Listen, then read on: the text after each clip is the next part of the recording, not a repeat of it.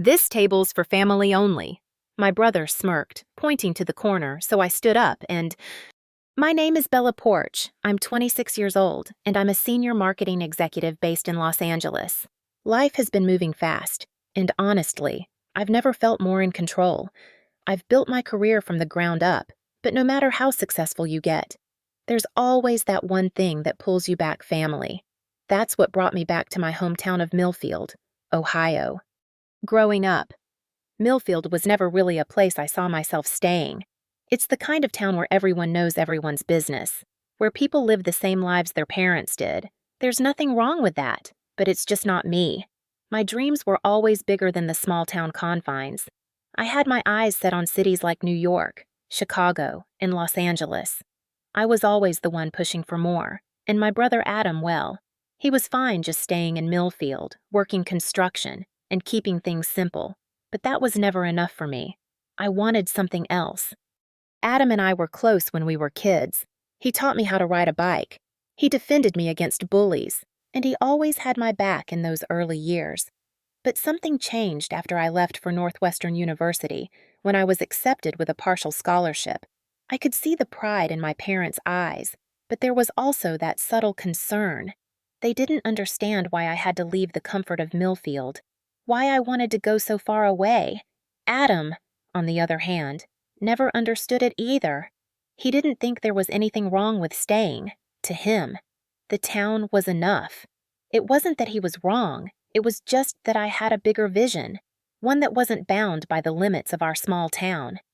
As I moved to Chicago after college, things began to change between us. Adam never quite understood why I wasn't coming back home as often.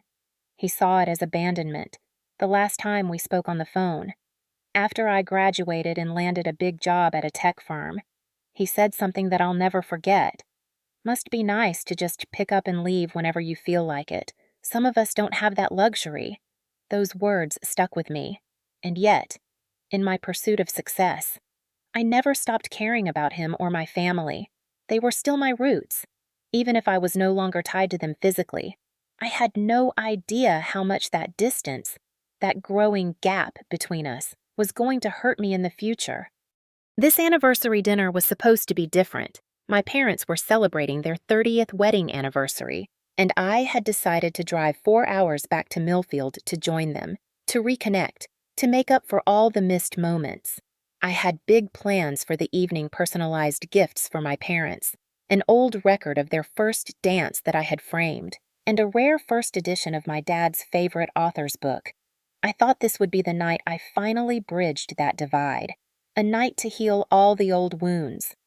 But from the moment I stepped into that upscale restaurant, the tension in the air was palpable. As soon as I laid eyes on Adam, my stomach tightened. He was sitting with his wife, Sophia, and the rest of the family. I could see the uneasy glances exchanged between them as I walked in. My mom greeted me with a forced smile, her eyes darting nervously toward Adam. It wasn't the warm welcome I had hoped for. It wasn't even close. I made my way to the table, expecting to settle in beside my family. But Adam, with that smirk of his, looked up from his menu and coldly said, "This table's for family only." He gestured toward the corner of the room, where a small, lonely table sat by the window. My heart dropped. That was my seat, clearly meant to separate me from the rest of them. I tried to keep my composure. I didn't want to make a scene, not in front of everyone, but the humiliation stung. For the first time in my life, I felt completely isolated from the people I had once considered my closest allies. I had traveled all this way, spent weeks planning this gesture of goodwill, and in return, I was pushed aside like an afterthought. The sense of betrayal I felt was unlike anything I had ever experienced. Not even when I moved to Chicago, leaving behind everything familiar. Had I felt this rejected? I tried to understand it. Maybe they were upset because I had been away for so long. Maybe it was Adam's way of dealing with his own insecurities. But none of it made sense. This wasn't just about me being away. This was something deeper, something that went beyond the surface. The whole evening felt like a setup for failure, a stark reminder that no matter how successful I had become, I would never truly belong there again. I wasn't even allowed to share a table with my parents.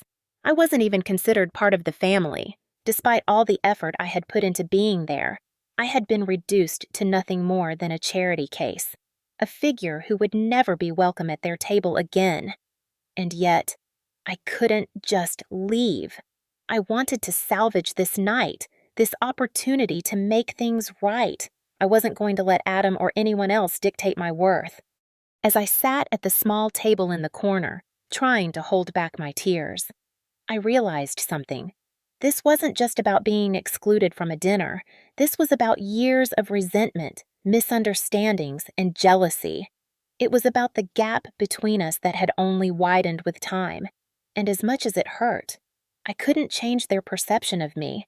I could only change how I saw myself. That night, I promised myself one thing: I wouldn't let Adam's actions define me. I would rise above this.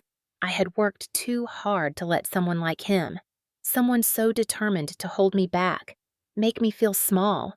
I had already been to the bottom, and I wasn't about to stay there. The night dragged on in a blur of emotions, but I refused to let myself fall into despair. I couldn't. Not after everything I had worked for. The table in the corner, isolated from the warmth of my family, felt like a symbol of everything I had left behind. But as I sat there, watching my family laugh, eat, and share jokes as if I wasn't even in the room, something shifted inside me. I had been told time and time again that success would make people respect me. But tonight, I realized that respect doesn't come from what you achieve. It comes from who you are and how you hold your ground when the world tries to tear you down. For the next few days, I kept my distance, processing everything that had happened. I didn't talk to anyone in my family, not even Olivia, my closest friend. I needed space. I couldn't allow myself to react impulsively. Instead, I focused on myself, on what I could control.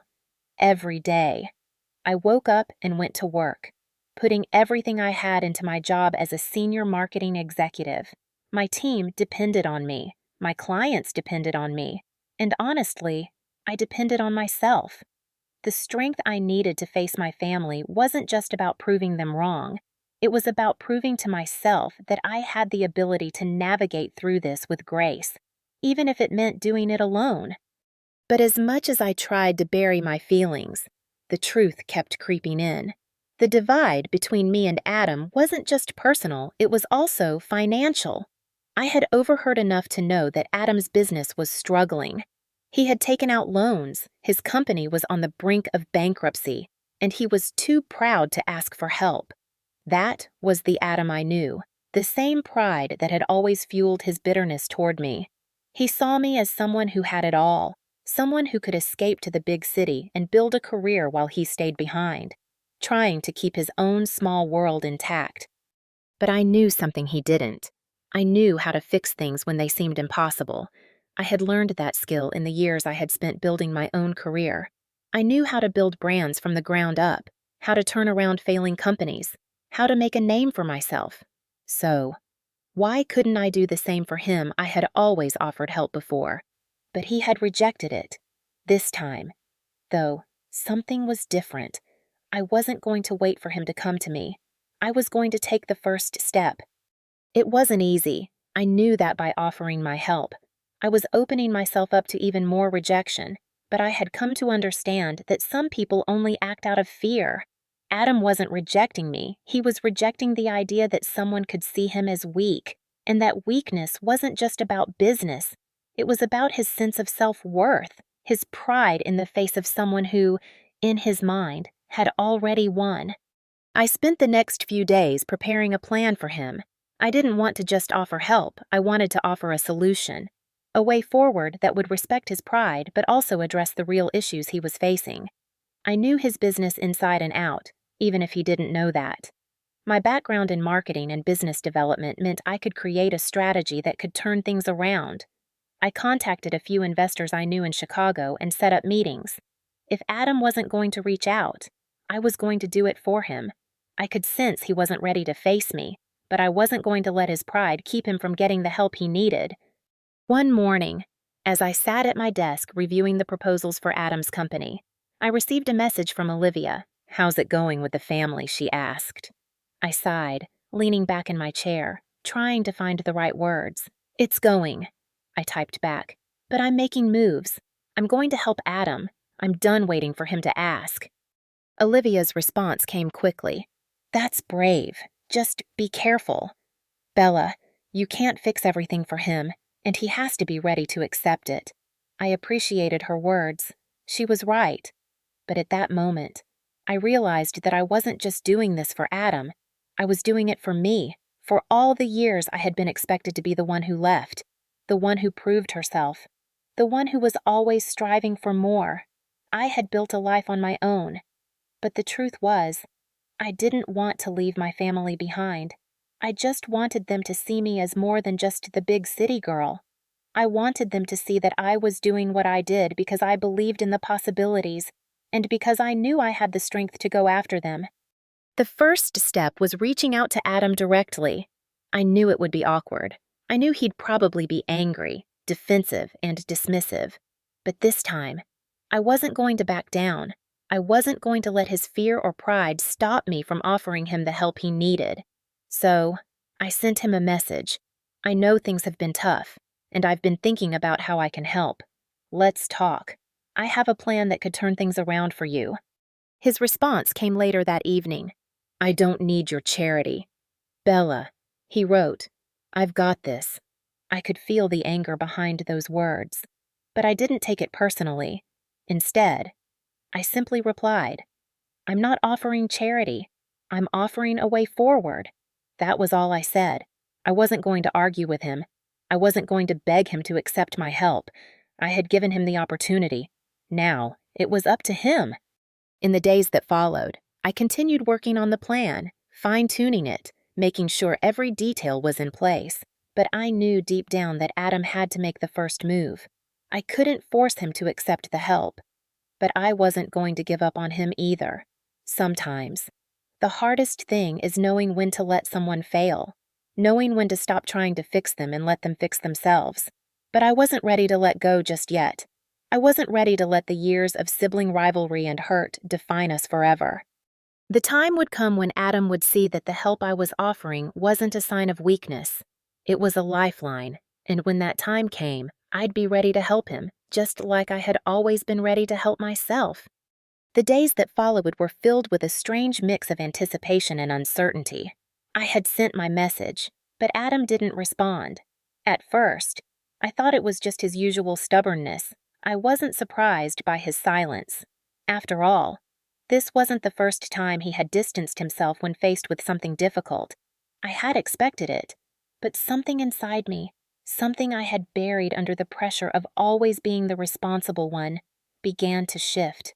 I realized that I wasn't just waiting for him to come to me. I was waiting for myself to take charge of this situation in a way I hadn't before. The week passed slowly. I kept myself busy with work, always putting in the hours, always focused on making the next big campaign a success. But as I sat in my office, surrounded by emails and calls, my mind kept drifting back to that night at the restaurant. I kept thinking about the message Adam had sent, about how everything had spiraled into this strange silence between us. For years, I had been the one who left, the one who moved away, and every time I returned, I carried the weight of my absence with me. I didn't know how to fix what had been broken, but I wasn't going to let it break me any further. I realized that the key to moving forward wasn't waiting for Adam's apology or for the situation to resolve itself. It was about taking action. I had spent years trying to prove myself to him, trying to show him that I wasn't just the big city girl, but what had become painfully clear was that I didn't need his approval to succeed. I had already succeeded. I had built my life and my career on my terms. What I needed was for him to see me as an equal, not as someone who had abandoned their family. So, I made a decision. I was going to take the first step, not just in offering help, but in making my voice heard in a way I had never done before. I reached out to Adam again, this time in a different way. I wasn't going to wait for him to come to me. I wasn't going to let him control the narrative of our relationship any longer. This time, I told him what I had been holding back for so long. I told him that I didn't just want to help his business. I wanted to help him because I still saw the brother I had grown up with, the one who had stood by me, even when we didn't always understand each other. To my surprise, Adam called me the next day. His voice was tight, hesitant, but there was a shift. There was something different in the way he spoke, something that hinted at a crack in his armor. "I've been thinking about what you said," he admitted. "I didn't want to hear it, but I get it now. I'm not doing this alone anymore. I can't." That was the moment I had been waiting for. I had never expected Adam to come around easily. I knew his pride, his sense of being the one who stayed behind, who stayed loyal to Millfield. But I also knew that he had a good heart under all the anger, the frustration, and the resentment. He had just been too afraid to show it. The conversation turned quickly to business. I told him about the investors I had spoken to, about the marketing strategy I had outlined for him. I offered him everything I had: my expertise, my connections, my time, and for the first time in years, I felt like I wasn't just offering help out of duty or guilt. I was offering it because I believed in him, not as my brother, not as the guy I had to protect, but as a man capable of standing on his own. In the weeks that followed, we began working together in a way I had never imagined. It wasn't easy. There were moments when Adam would retreat back into his old habits of pride and defensiveness. But this time, I didn't let it slide. I didn't back down. I pushed him to see things from a different perspective, to stop seeing our differences as a weakness and to start using them as a strength. I reminded him that we weren't competitors, we were family, and family is supposed to support each other, even when it's hard. It wasn't just about the business anymore. It was about rebuilding the trust we had lost, about repairing the broken parts of our relationship. And that was the hardest part, admitting that we both had been wrong, that we had allowed our differences to drive us apart for so long. But as the days went by, I started to see a change in him. The walls he had built up began to crack. He started asking for advice, started listening to my ideas, and for the first time in a long time, he seemed genuinely interested in what I had to say. The breakthrough came when we landed a major deal with a new client, a partnership that could turn his business around. It wasn't just about the money or the success, it was about the acknowledgement. For the first time in years, Adam saw me as an ally, not an adversary, and for the first time, I saw him as someone who was willing to fight for something beyond just his pride. As we celebrated the win, Adam looked at me and finally said the words I had been waiting for. "I was wrong," he said quietly, "about everything. I thought you were just trying to one-up me, but you were trying to help. It was the start of something new, the beginning of a relationship that was no longer defined by competition or bitterness, but by mutual respect." We still had a long way to go. There would be setbacks, moments of doubt, but we had crossed the biggest hurdle. We had stopped being enemies and started being family again, and that, in itself, was a victory. As the weeks passed, I watched as Adam's business began to show small signs of life. It wasn't an overnight transformation. There were moments when things felt stagnant, when it seemed like all the effort we had put in would never pay off. But I kept pushing. I refused to let the same fear that had kept Adam paralyzed for so long hold me back. The work was slow, but it was steady. We managed to secure a few key clients, and little by little, his company started to recover. But it wasn't just about the business anymore. It was about something bigger, something deeper. There was still tension in the air between Adam and me. We were working together. Yes, but the unspoken words still lingered. He still had his pride, and I still had my doubts. The road to healing wasn't as simple as closing deals and fixing finances. The real work was in the spaces between us, in the way we had learned to ignore each other's needs and feelings for so long, but we were getting there, slowly. One evening, after a long day of meetings and strategy sessions, Adam called me. It wasn't unusual for him to reach out regarding business matters, but this time felt different. His tone was less guarded, more open. "Bella," he said, his voice quieter than usual. "I need to apologize. For everything. For how I've treated you. For the things I said. For pushing you away when you were just trying to help." I sat there, surprised. Adam had never been one to admit when he was wrong. For years, I had been the one apologizing, the one offering solutions. To hear him speak those words was a revelation. It wasn't just a business win. It wasn't just a professional victory. It was personal. "It's okay." "Adam," I said, trying to keep my voice steady. "We both have our issues, but the important thing is that we're trying now." There was silence on the other end of the line for a moment, and then he spoke again. "I know we've got a long way to go, but I want you to know that I'm grateful for everything you've done, for the business, for me, for giving me a chance. I've spent so many years blaming you for leaving, but the truth is, I've been running away from myself. I just didn't want to admit it." His words hit harder than I expected. In that moment, I realized that the anger and resentment I had held onto for so long had been my own way of avoiding the truth. We had both been afraid of the same thing: vulnerability. Adam had been afraid of losing control, of admitting he needed help, while I had been afraid of losing my place in the family, of not being good enough. We continued to talk, and the conversation shifted from business to personal matters. We spoke about our childhood, about the things we had never discussed.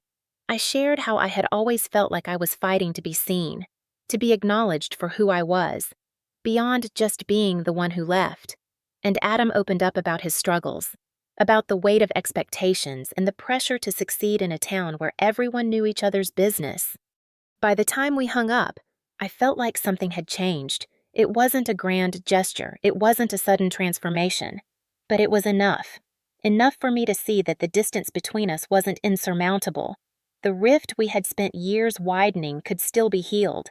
We weren't just siblings trying to survive each other. We were family, and that meant something. As the months went by, we continued to work together, and the business grew stronger. The clients were happy, the bills started to get paid, and Adam began to take more risks. But the real change was in our relationship. Adam started showing up in ways he never had before, being more present, more open, and more supportive. It was small, but it was progress. Then came the moment when I saw the real payoff of all our hard work. Adam approached me one afternoon with a big smile on his face, holding a letter. It was from one of the investors we had pitched to earlier. The letter confirmed a major investment in his business, one that would ensure its future for years to come. "I did it, Bella," he said, his voice full of pride. "We did it, and you were right. I should have listened to you sooner." For the first time in a long time, I felt a sense of pride, not just in the business, but in the way we had rebuilt ourselves. Adam wasn't just my brother anymore. He wasn't the same person who had dismissed me and pushed me away. He had grown, and in some strange way, so had I. The business was thriving, and so was our relationship. But just as things seemed to be falling into place, I got a call from Olivia. She had heard about the deal, about the success Adam was having, and she knew how hard we had both worked for it. "I'm proud of you, Bella," she said, her voice warm with approval. "But I hope you're not letting this success blind you. You've been through a lot. Don't forget who you are and what you've accomplished." Her words hit me differently now. They reminded me that, despite everything, despite the betrayals, the setbacks, and the challenges, I hadn't lost myself. I had remained true to who I was, and I had found a way to help those around me without compromising my own values. As I sat in my office, looking out over the city that had given me so much, I realized something important. This journey of building myself up, of helping my family, of reclaiming my space in the world, wasn't just about success or business. It was about connection. It was about not letting the past define me or my relationships. It was about moving forward, no matter how difficult that might be. The business was thriving, my family was healing, and I was finally at peace with myself. For the first time, I felt like I was exactly where I was supposed to be. Just when I thought things were settling into a new rhythm, life threw another challenge my way. It wasn't as dramatic as the last family dinner or as intense as the business struggles Adam had faced, but it was no less important. It was the realization that, despite everything I had achieved and despite the strides Adam and I had made, there were still unspoken issues between us, unresolved feelings lingering like smoke in the air. We had built a foundation of respect and understanding, yes, but there was a deeper layer we had yet to address. I was sitting in my office one afternoon when I received a text from my mom. It was simple, just a few words. "Can we talk?" At first, I thought it was about the business, perhaps an update on Adam's progress or something related to the new investors. But as I sat there, staring at the screen, I had a sinking feeling that it wasn't just about that. It was about something bigger, something we hadn't yet tackled, something we were avoiding. I called her immediately, trying to calm the knot forming in my stomach. "Hey, Mom, what's going on?" I asked, trying to sound nonchalant. Her voice, when it came through, was steady, but there was an edge of concern I hadn't expected. "It's about Adam," she said. "He's doing better, but there's still a lot of tension between you two. I know you've made a lot of progress, but I think there's something you both need to say to each other." I didn't know what to say. What else could we say that we hadn't already? We had talked about our differences. We had worked together. And we were finally seeing eye to eye. What more was there? Mom continued. "Bella, sometimes words are hard, especially with family. You've both been through so much, and I don't think you've ever truly had a chance to speak from the heart. Not just business. Not just the past everything." It hit me then. Everything wasn't just about what we had accomplished together. It wasn't about the deals or the business wins. It was about healing the emotional wounds, the years of unspoken resentment, and the distance that had grown between us over time. It was about the hurt we had both buried under the guise of moving forward. Later that week, I met Adam in the same cafe where we had first discussed business strategies, the one place where we had actually been able to talk without the weight of family dynamics bearing down on us. As I walked in, I saw him sitting at a table by the window, his hands clasped in front of him. He looked a little more tired than usual, but there was something softer about his demeanor. Maybe it was the weight of everything we had shared in the past few months. Or maybe it was the realization that we weren't as far apart as we had once thought. He stood when he saw me, and for the first time in a long time, I didn't feel the tension. It wasn't the same strained formality we had become accustomed to. There was a quiet understanding between us now, a sense that, despite our differences, we were finally beginning to see each other for who we really were. "Hey," I said, sitting down across from him. "Thanks for meeting me." He smiled weakly. "Of course. I've been thinking a lot about, well, everything. You know, you were right. We've been holding back for so long, and I think I've been avoiding it." I nodded. "I know. Me too." I paused for a moment, trying to gather my thoughts. "I just want you to know that I don't want to be the person who's always fighting for approval. I don't want to be the one who left and made everyone feel like they were less than. I did what I had to do for myself, but I never meant to make you feel abandoned." Adam sighed deeply, his eyes looking a little heavier than usual. "I know, and I've always known that, but I've been so angry for so long. Angry that you left, angry that I stayed, and I didn't know how to deal with it. I kept telling myself that if I just worked hard enough, if I just made my business succeed, it would all be fine. But it wasn't. I was trying to prove something to myself, to you, to everyone." There it was, the vulnerability I had been waiting for, the truth that had been buried under pride and competition. Adam had never been one to admit weakness, but here he was, finally acknowledging the fear that had been driving his actions all these years. "I get it," I said, my voice soft, "and I'm sorry if I made it worse. I didn't want to make you feel like you were failing or that you were less than me. I've been so focused on my own path that I never stopped to think about how my choices affected you.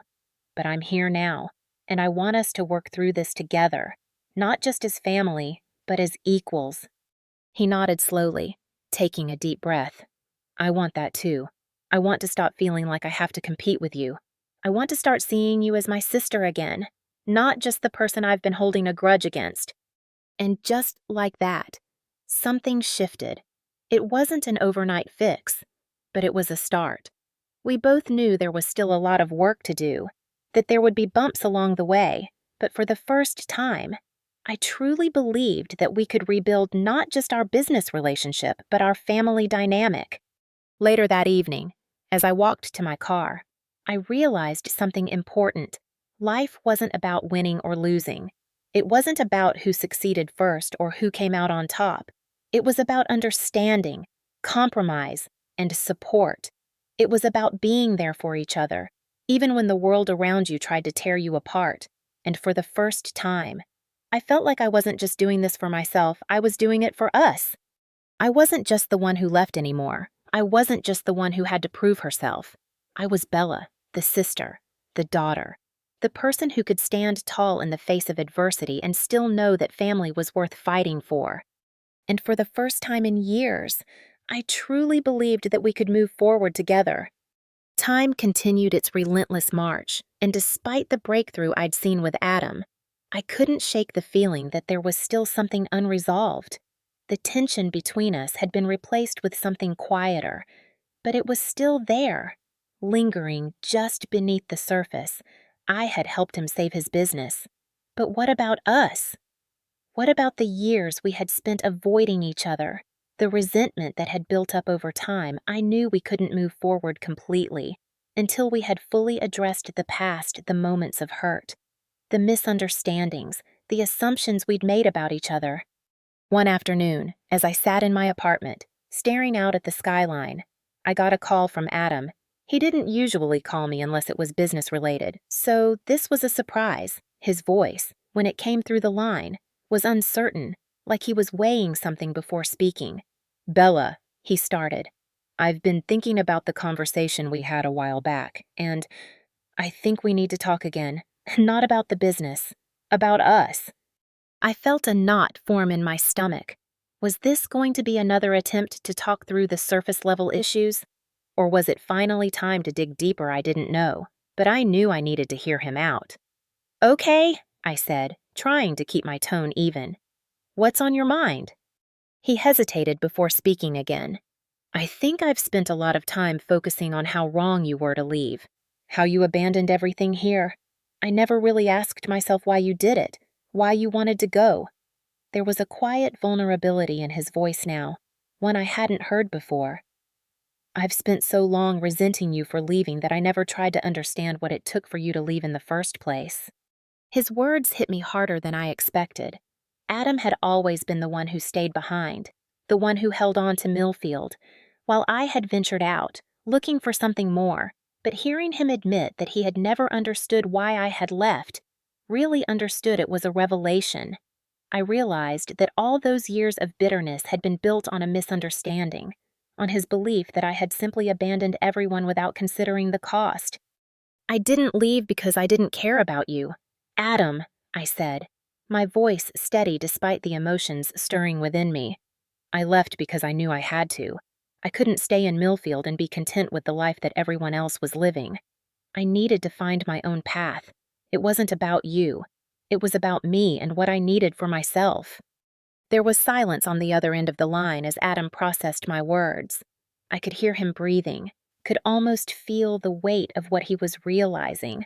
Finally, he spoke again, his voice softer. "I get it now. I never understood that before. I just thought you were running away, but you were running towards something.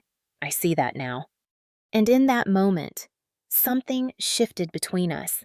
It wasn't a grand revelation or a dramatic breakthrough. It was quieter than that, but it was real for the first time in years. Adam and I were able to see each other as individuals, not as competitors or family members trapped in the roles we had created for ourselves. That conversation marked the beginning of a new chapter for us, but the real test was how we would move forward from here.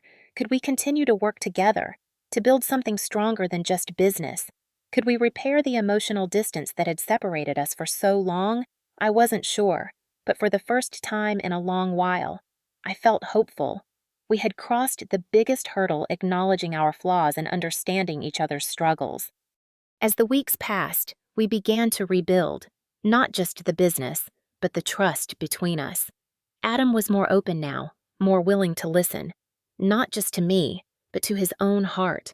He started to recognize that success didn't mean pushing everyone else aside.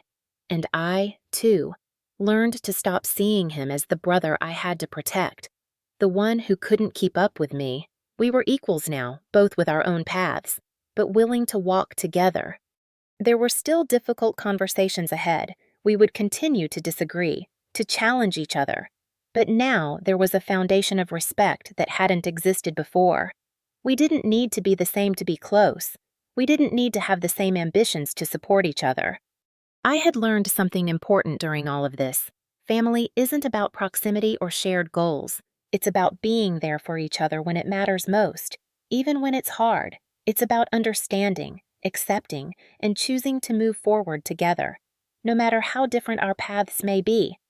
The final test came one evening. Several months after we had started this new chapter, I received a call from my parents.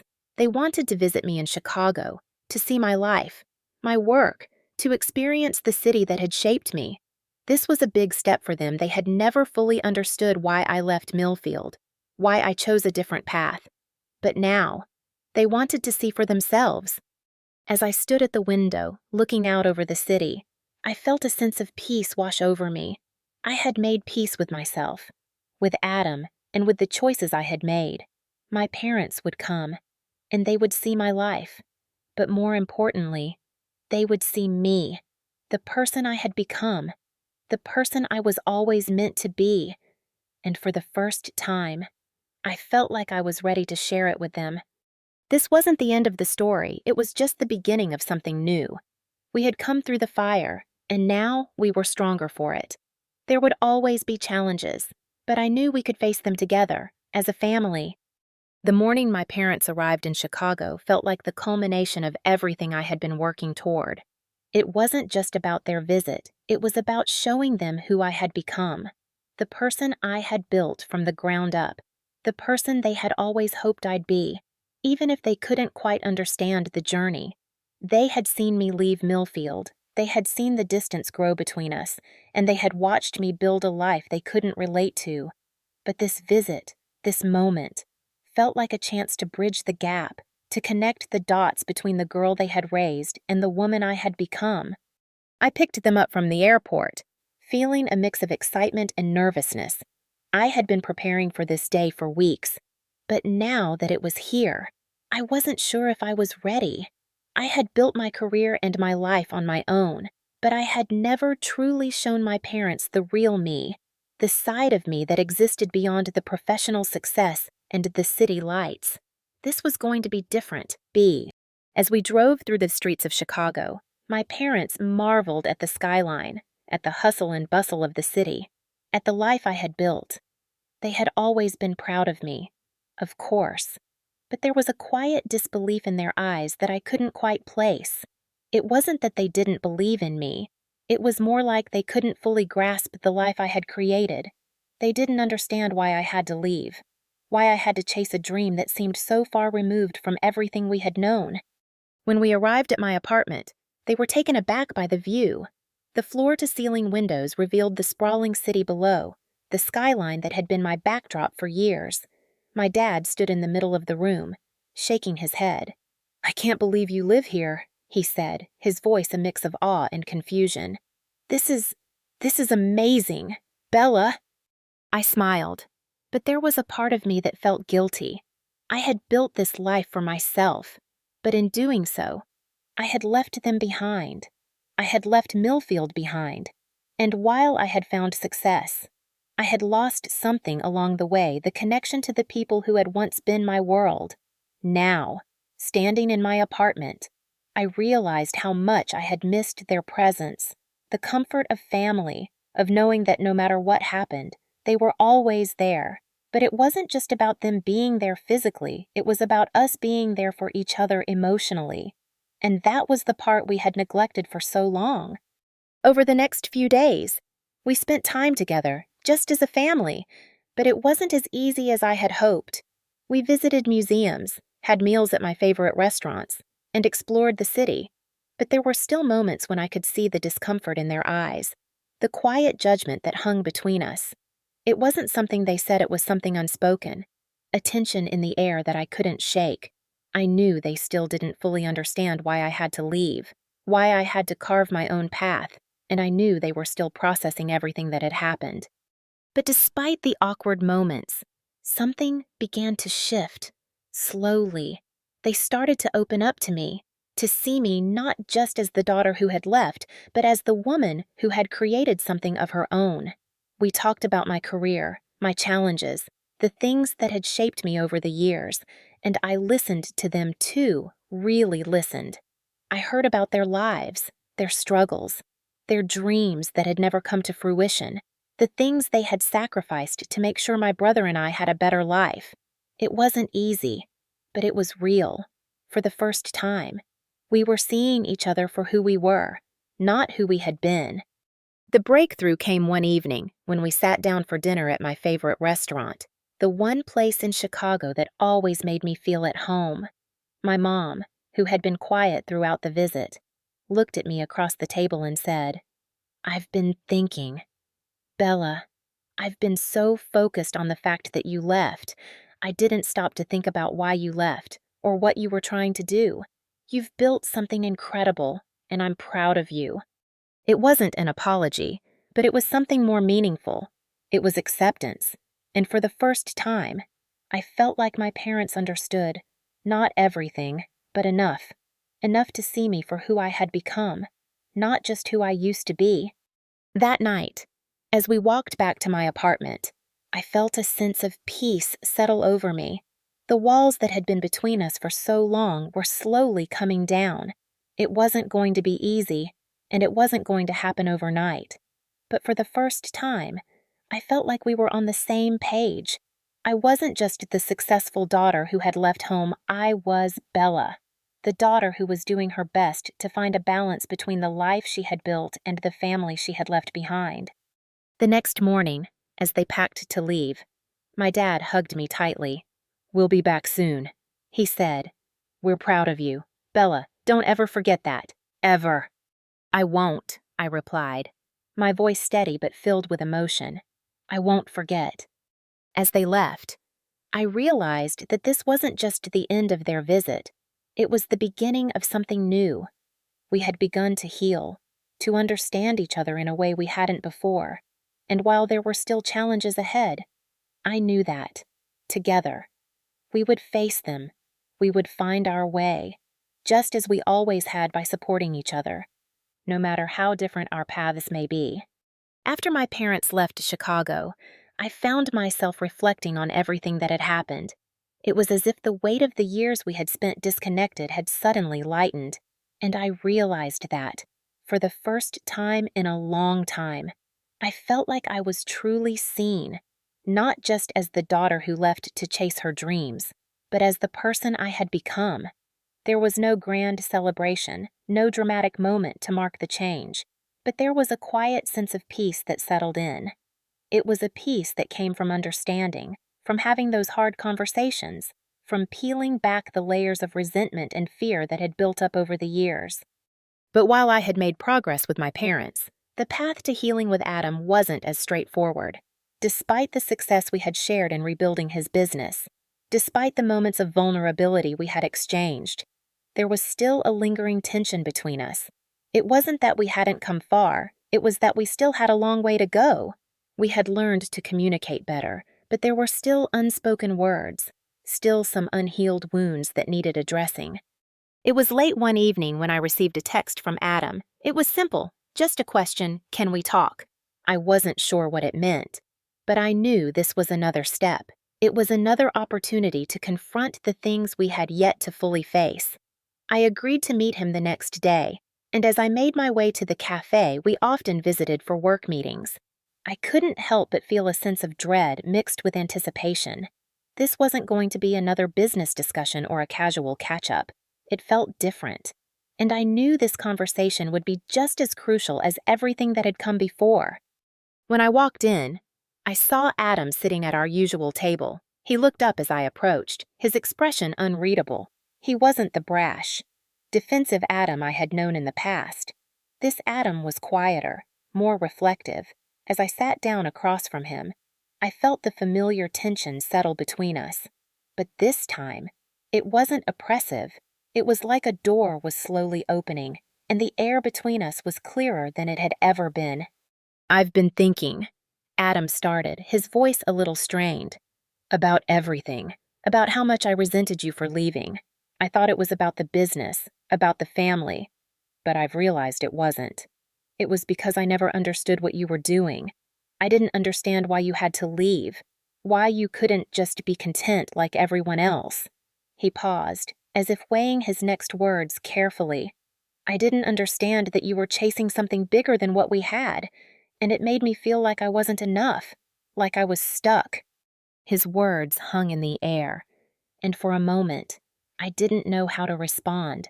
I knew he had been struggling with his own feelings of inadequacy. But hearing him admit it out loud, hearing him recognize the real reason behind his resentment, was both painful and freeing. It was painful because it confirmed everything I had feared, that I had left not just a town, but a part of my family behind. But it was freeing because it opened up the possibility for change, for growth, for healing. "I never wanted to make you feel that way," I said quietly. "I left because I needed to.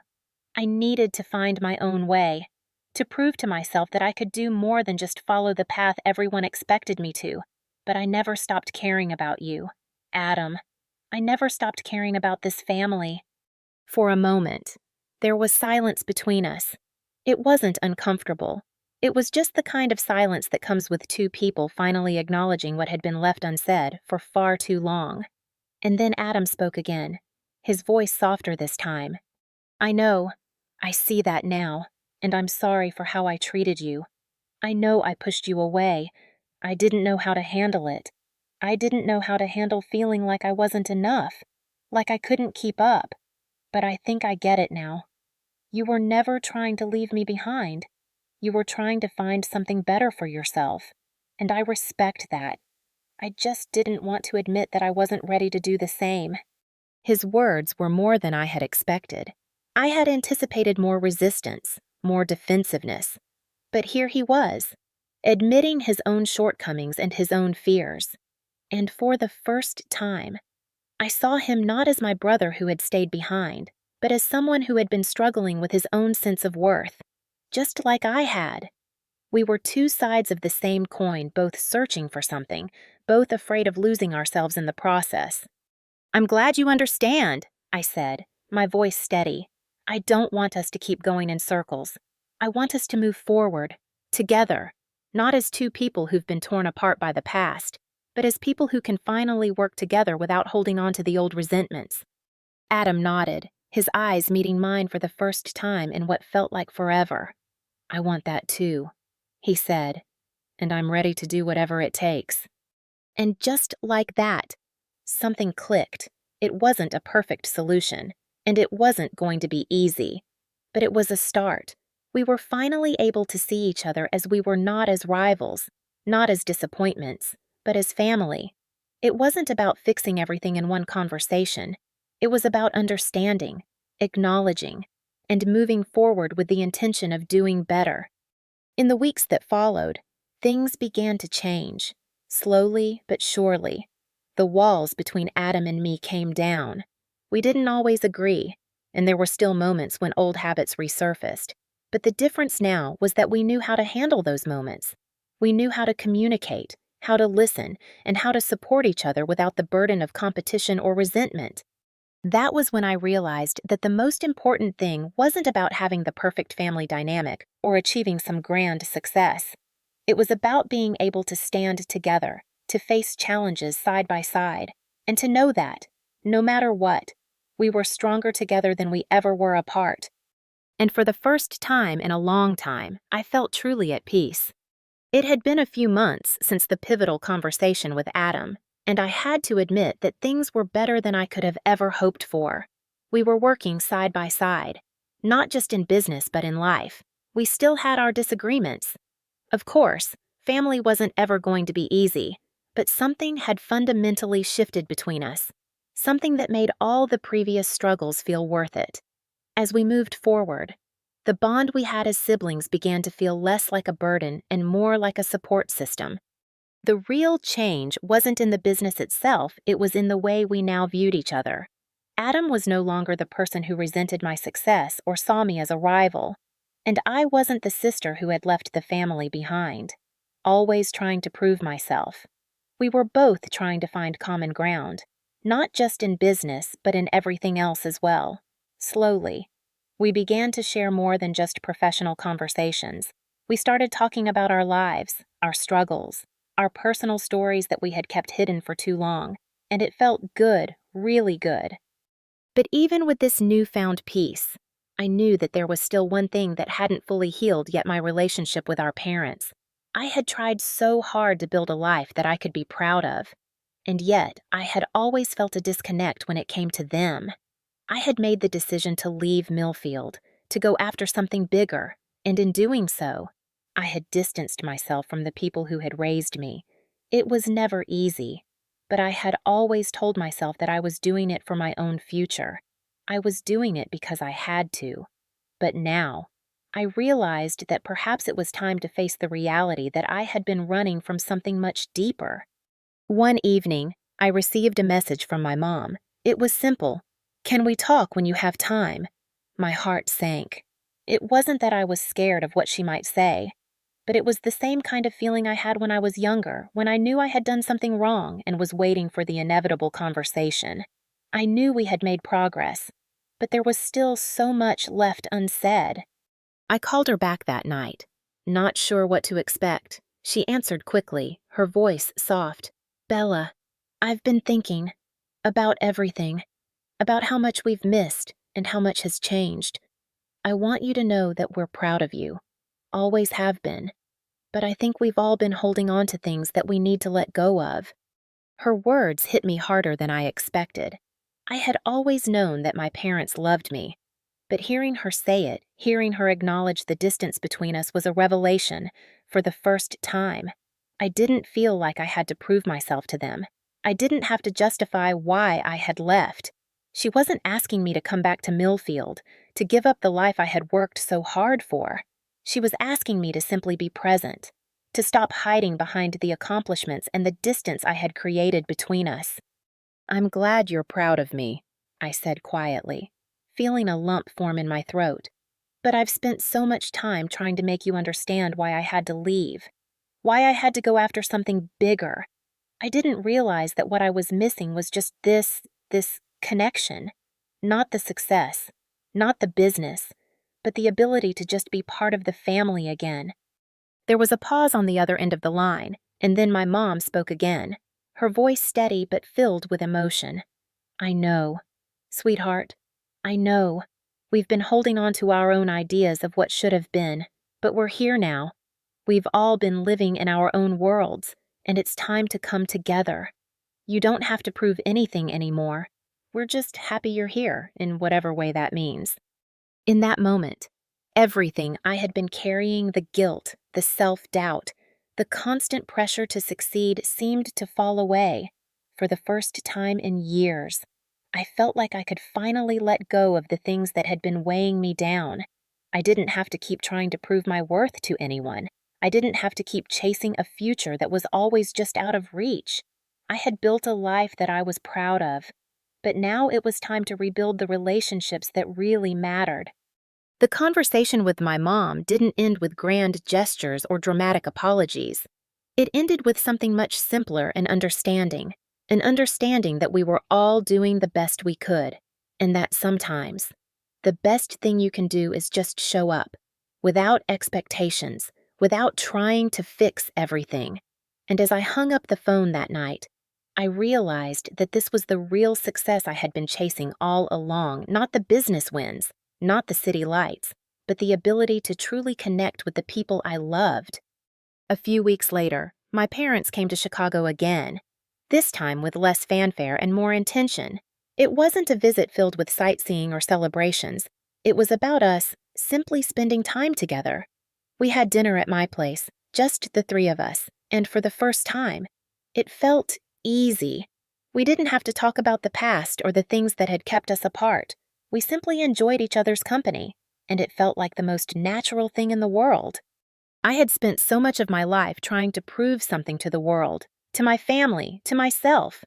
But the real lesson came when I finally stopped trying to prove anything, when I let go of the idea that I had to be something more than I was, when I accepted that I could still be loved, still be enough, just as I was.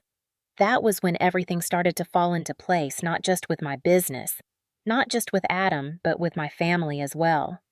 In the end, it wasn't about being perfect or having everything figured out. It was about showing up, being present, and learning to value the connections that truly mattered. It was about letting go of the past and making space for something new, something better. And for the first time in years, I felt like I had finally found my way home. As I sit here reflecting on everything that has happened, it strikes me how much life can change in just a few months. The path I had been walking for so long was filled with obstacles, challenges, and a fair share of pain.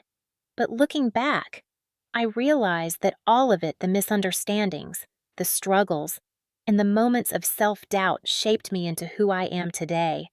The journey wasn't just about rebuilding relationships or achieving success in business. It was about something much deeper. It was about finding peace within myself and learning to understand the things I had been running from. It was about coming to terms with my past, not as something to regret, but as something to learn from. Through all the tension, the silence, and the distance that had grown between my family and me, I learned a crucial lesson: we are not defined by our past actions, but by how we choose to respond to them. The choices I made, the moments when I walked away from everything I knew, weren't mistakes. They were part of a bigger plan, one that I wasn't able to see at the time, but one that now feels so clear. And in that clarity, I found a new strength, one that had been within me all along, waiting to emerge. The thing about family is that it isn't always easy. There are moments of disconnect, of hurt, and of distance that can feel insurmountable. But if there's one thing I've learned, it's that healing doesn't come from avoiding the tough conversations or pretending that everything is fine when it isn't. Healing comes from sitting with the discomfort, having those difficult conversations, and being open to understanding not just from a place of logic or reason, but from a place of empathy. We often expect people to come to us, to meet us halfway, but sometimes the hardest thing is to take that first step, to reach out and say, "I see you, I hear you. Let's try again." For so long, I thought I had to prove my worth to my family, to show them that I had succeeded on my own. But the truth is, success is not just about what we achieve. It's about the connections we nurture along the way. It's about learning to show up not just for ourselves, but for the people we love. And while that may not always be easy, it is always worth it. Adam and I have come a long way. We've learned to be honest with each other in ways we never were before. We've learned that family isn't about being perfect or having all the answers. It's about showing up, being there, and choosing to support each other, even when it's hard. We still have our moments. Of course, there are still things to work through, but we're doing it together, and that, I've come to realize, is all that matters. As for my parents, I finally feel like we've reached a place of understanding. It wasn't about me coming back to Millfield or abandoning the life I had built. It was about showing them that I hadn't left them behind, that I still valued the foundation they gave me, and that I wanted them to be a part of my journey. I don't need their approval to know that I'm on the right path, but I need their love, and that's what I got. That's what I found. In the end, that was the most important part of the journey. But I don't want this to sound like a neat and tidy conclusion. Life rarely works that way. There will always be challenges. There will always be moments of doubt, and there will always be new hurdles to overcome. But the key, I've learned, is to keep moving forward. It's to keep having the tough conversations, to keep opening up, and to keep being real. Even when it's uncomfortable, that's where growth happens. That's where healing begins. As I continue on this journey, I can't help but wonder, how often do we let our past dictate our future? How often do we hold on to old grudges, old beliefs, and old versions of ourselves because it feels easier than confronting the truth? And how much stronger could we be if we let go of that weight and simply allowed ourselves to be who we are, without the burden of the past? This is the question I leave with you. Have you ever let the past define your present? Have you ever been in a place where you needed to let go of something to move forward? What would it take for you to make that shift, to embrace healing and connection, no matter how difficult it may seem? Take a moment and think about it. What is it in your life that you're still holding on to, and what might happen if you let it go? Sometimes, the hardest step is the first one, but once you take it, everything else begins to fall into place.